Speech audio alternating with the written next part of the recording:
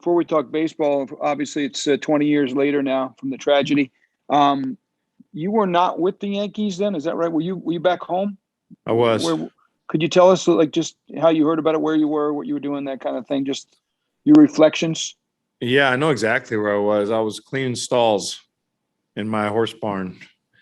And we always had the radio on, me and a buddy, or a guy that helped me.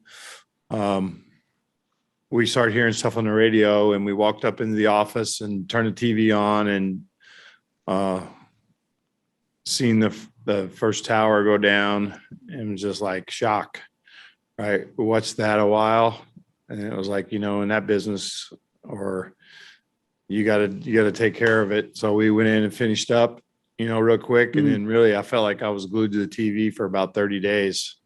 Just couldn't get enough of like just seeing what was going on and what had happened. This hit everybody, obviously, no matter everybody across the world. For you, because you spent so much time there, did it hit a different chord, do you think? Oh, or for how sure. did it hit you?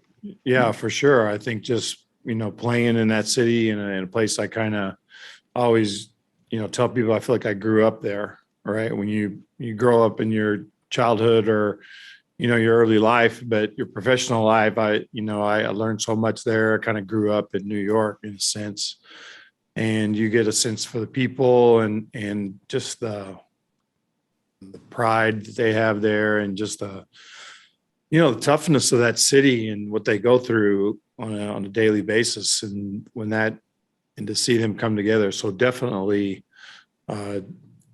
obviously working there and playing there, you had a different feeling about it than maybe somebody that never really had ever been there.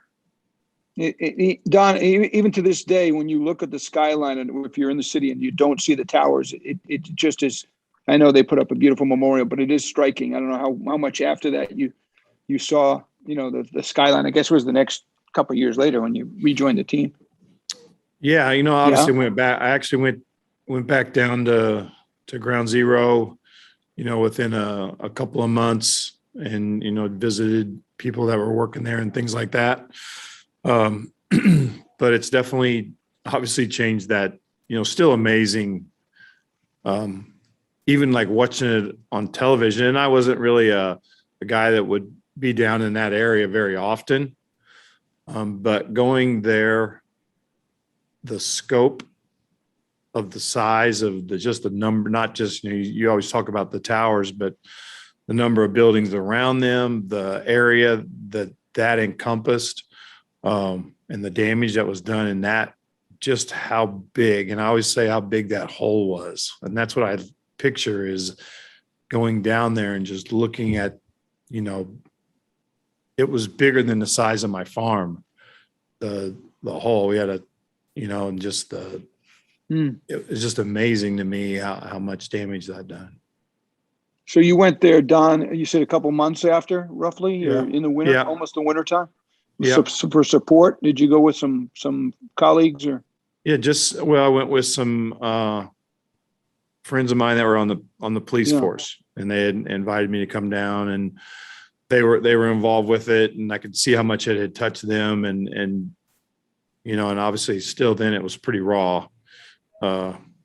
Obviously a little ways down the road, things get done fairly quickly, but that scope, it was pretty raw. And just seeing that again, the area and how many people it was affecting, and how many people that, that were involved with that.